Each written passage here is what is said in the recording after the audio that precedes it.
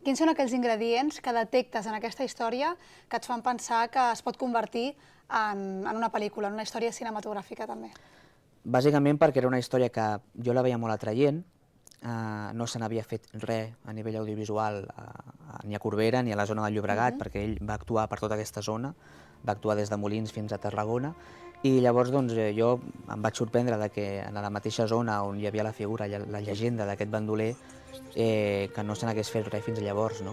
I llavors, doncs bé, a mi em va treure la història perquè la trobava molt interessant, no? Se n'havia fet també versions d'altres bandolers, com podria ser el Serrallonga, però aquest era un bandoler que també era molt arrelat a la zona, però que no se n'havia fet coses sobre ell, menys de coses recreades, com per exemple coses locals, que sí que es ficava el personatge, però eren coses molt bàsiques, locals, de la mateixa zona, no se n'havia fet res en pel·lícula. I llavors jo ho trobava molt interessant i molt atraient per tirar-ho endavant, no? Llavors, doncs, bueno, el tema, buscar els diners, tot el que representa fer una pel·lícula.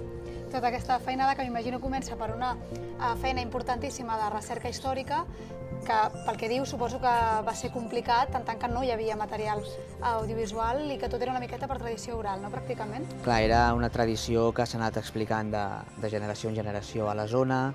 Per l'època que era no hi havia ni vídeos ni fotos, tot era una mica com escrits del que era el bisbat de la zona, que era qui tenia més informació d'aquest bandoler. I de fet, a les últimes setmanes vam rebre una trucada d'un descendent d'aquest bandoler, que ningú sabia que existia, i a partir de fer la pel·lícula aquesta persona es va enterar del projecte i va posar-se en contacte amb nosaltres. Vull dir que sí que hi ha descendents d'aquest bandoler, però clar, són generacions ja molt cap aquí. Clar, perquè parlem de llegenda, però no estem necessàriament parlant de ficció.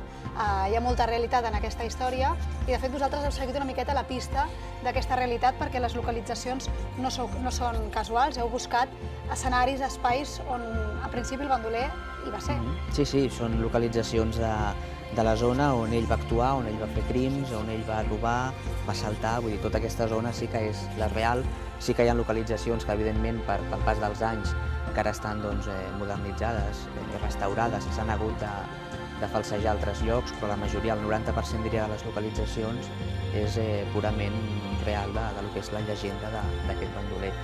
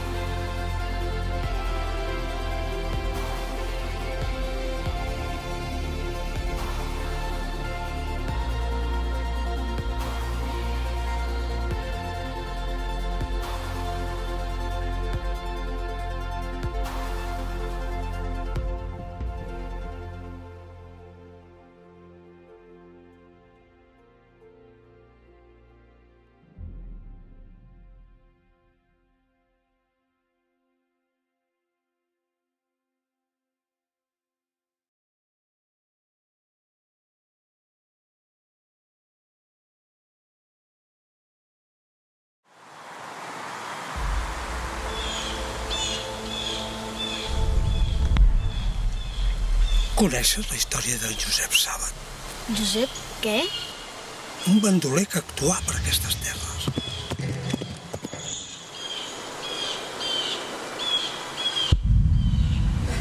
La història diu que Josep Sàbat, el fantasma d'ell, cavalca per aquestes terres.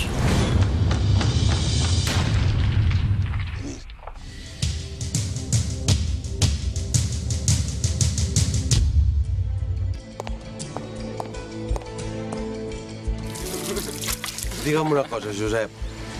Què se sent quan t'ho prenen tot?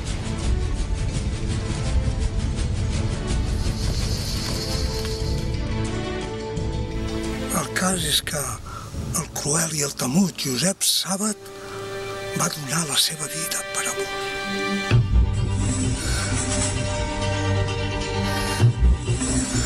Tengo entendido que está prendado de una muchacha. ¿Cómo crees que debemos parar a este bandolero?